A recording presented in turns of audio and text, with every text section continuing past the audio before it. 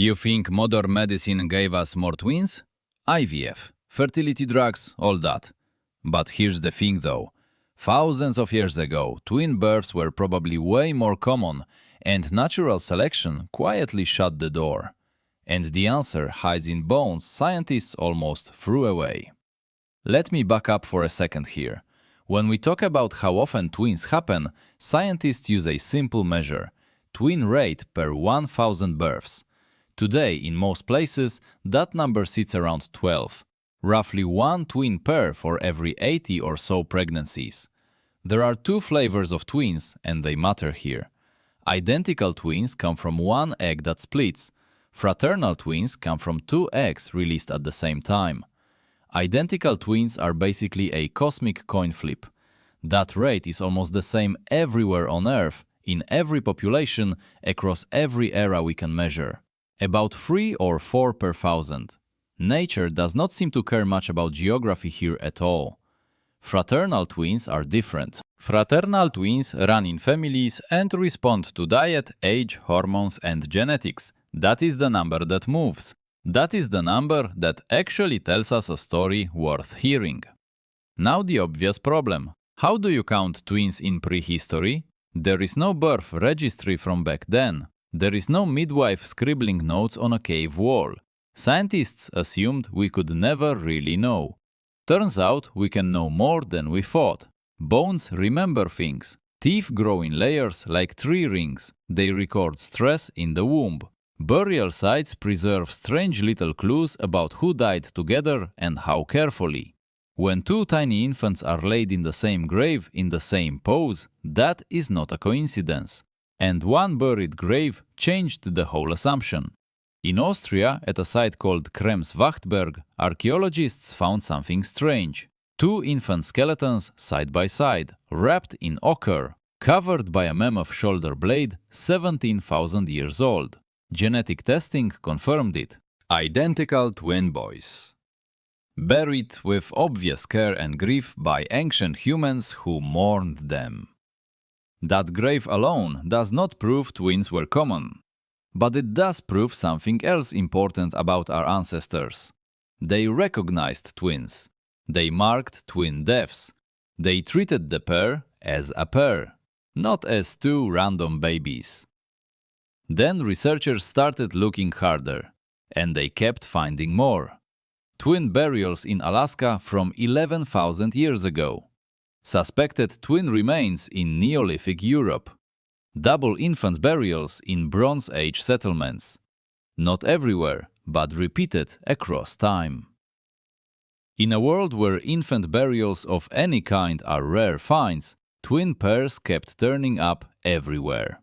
Here's the paradox. Today, twin births are about 1 in 80. Individually, kind of rare in the modern era. So why does the archaeological record keep coughing up twin pairs across so many different time periods and continents? Either we're getting extremely lucky finds, or twin conceptions were simply more frequent back then in our deep past. Most researchers now lean toward option 2. The reason may be hiding in our DNA all along. There's a gene story here, and it starts with something scientists call hyperovulation in certain women's cycles. Some women release more than one egg during a cycle. That's the mechanism behind fraternal twin births. That trait is heritable. It travels down maternal lines. If your mother's mother had twins, your odds go up. Scientists hunted these genes for decades. They found variants tied to a hormone called follicle-stimulating hormone, or FSH. Higher FSH signals mean more egg follicles maturing at once. More follicles, more chances for two eggs together. More chances for two eggs releasing together means more chances for fraternal twins. Now imagine our ancient ancestors. Shorter lives on average. Reproduction started earlier. Fewer years to have children before death arrived too soon. Under those conditions, a body that occasionally released two eggs at once was doing evolutionary math in your favor. Two babies from one pregnancy meant two shots at continuing the family line through a very narrow window. If your reproductive window is short, doubling up on babies suddenly looks like a genuinely good survival strategy.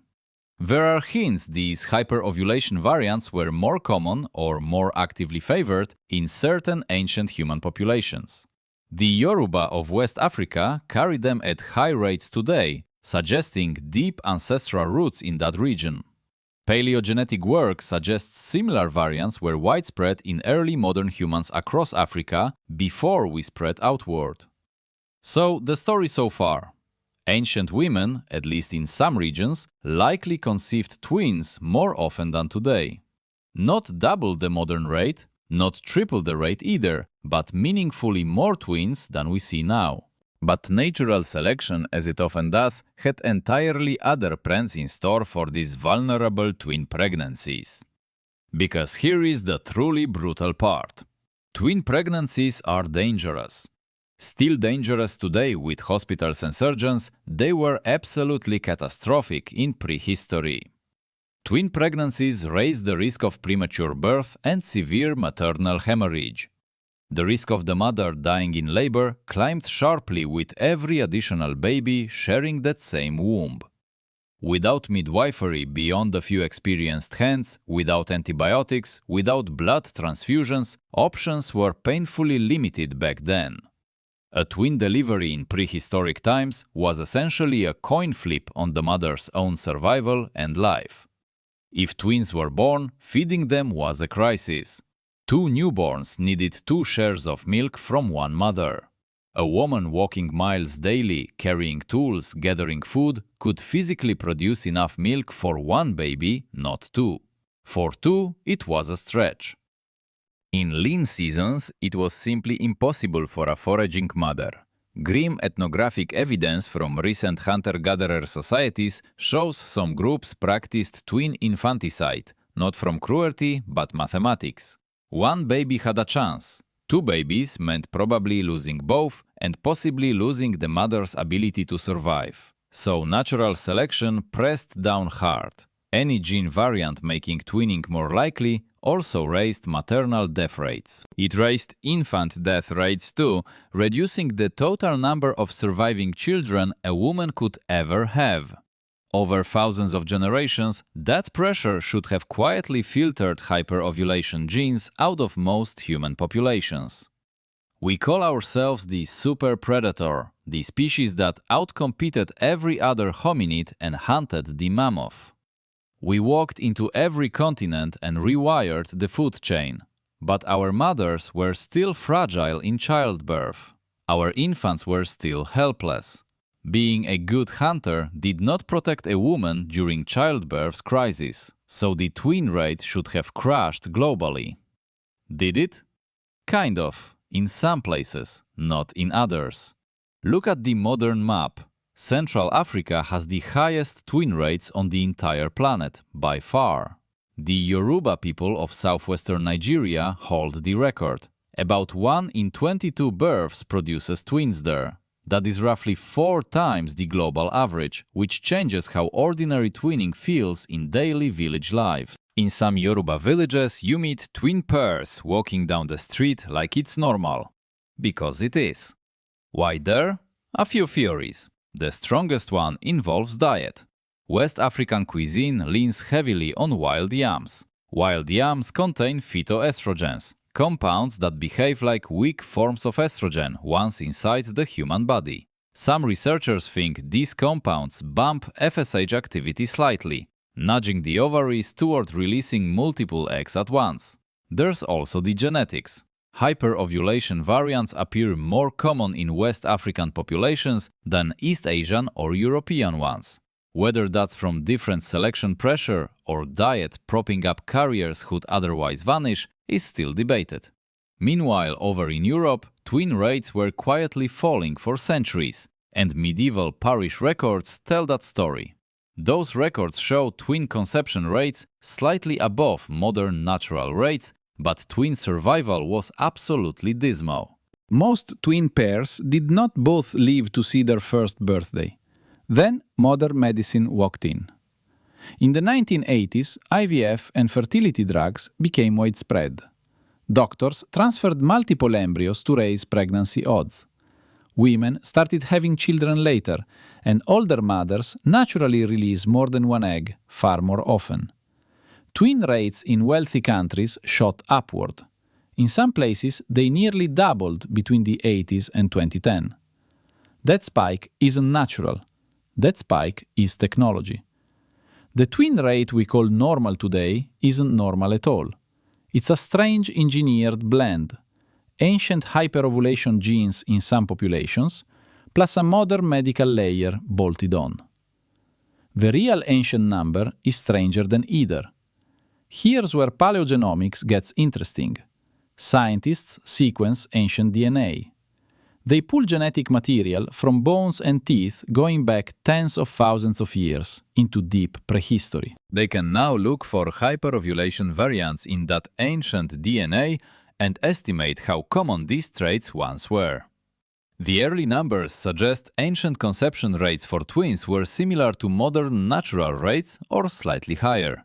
Not dramatically higher, but higher, maybe 15 or 20 twin conceptions per 1,000 pregnancies in some populations. Compared to about 8 to 12 natural today.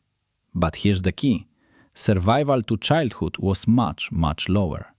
Maybe half of twin pairs lost one baby in the first year of life. Maybe more than half.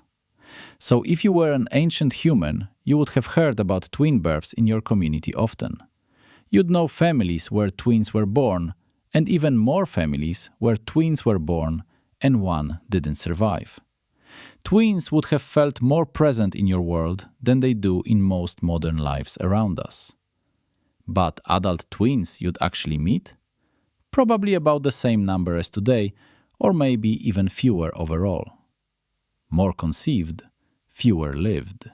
That is the answer, and it reframes what normal twin rates even mean today. Because the twin rate we see now is not a natural baseline at all. It is a survival rate.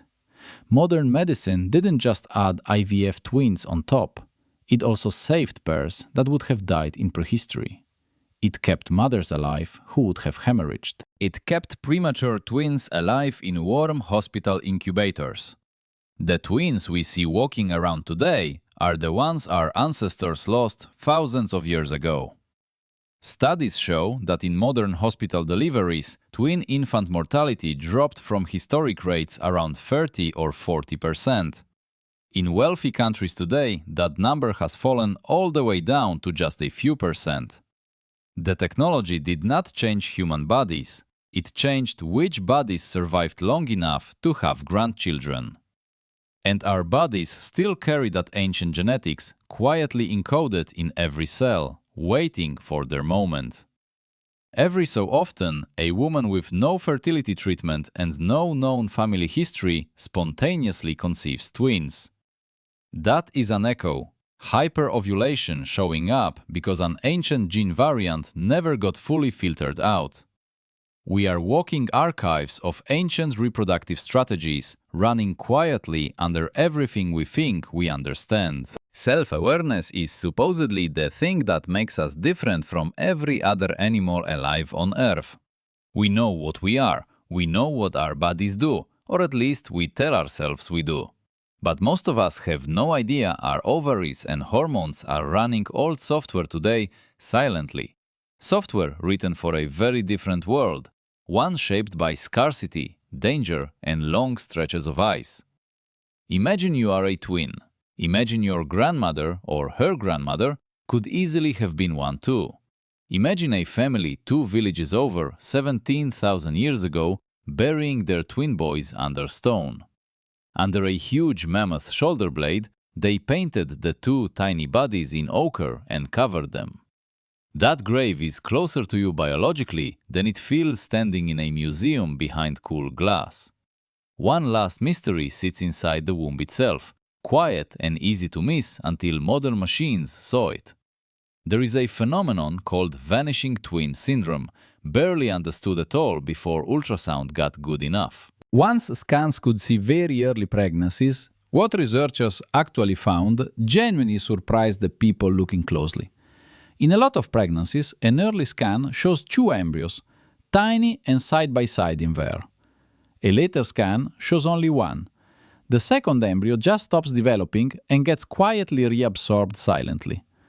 The mother often never knows anything happened. No bleeding, no pain, no signal a twin existed. Estimates vary. Some studies suggest as many as 1 in 8 pregnancies actually starts out as twins. Most of those never become known twin pregnancies at all. The vanishing twin disappears in the first weeks, which means, statistically, a lot of people walking around today started life sharing a womb with a sibling who never made it out of the first trimester. You could be one of them yourself. Your best friend could be one too. Turns out it is more common than most people ever really realize. So maybe you were almost two people. That is the kind of question I keep coming back to. The idea that the story your body tells is older and stranger than your birth certificate ever suggests. That being a single person is not always the starting point. Sometimes it is the ending point of subtraction. Ancient humans probably did have twins more often at conception than we see today in modern populations everywhere. Natural selection, then, pressed hard against those genes because losing mothers and infants was simply too costly. In most of the world, the twinning genes slowly faded away across thousands of years of survival pressure. In West Africa, diet and genetics kept those twinning genes alive and thriving across many generations of people. Then modern medicine came along and reinflated the visible twin population in unexpected and rather dramatic new ways, both by making more embryos survive pregnancy and by making fertility treatments common across the developed world today. The real story is not that we have more or fewer twins than our ancestors did long ago. The real story is that being a twin used to be fragile and dangerous, and now it isn't. That is the shift. Not the biology of conception, but the biology of survival itself changing over time. If you found this interesting, there is more on the channel about how our ancestors lived and worked, how their bodies worked, and how much of them is still walking around inside us today, quietly persisting. What if human self-awareness itself might have evolved because of how we raised our babies together long ago? I want to look at that next. Stay curious. The next question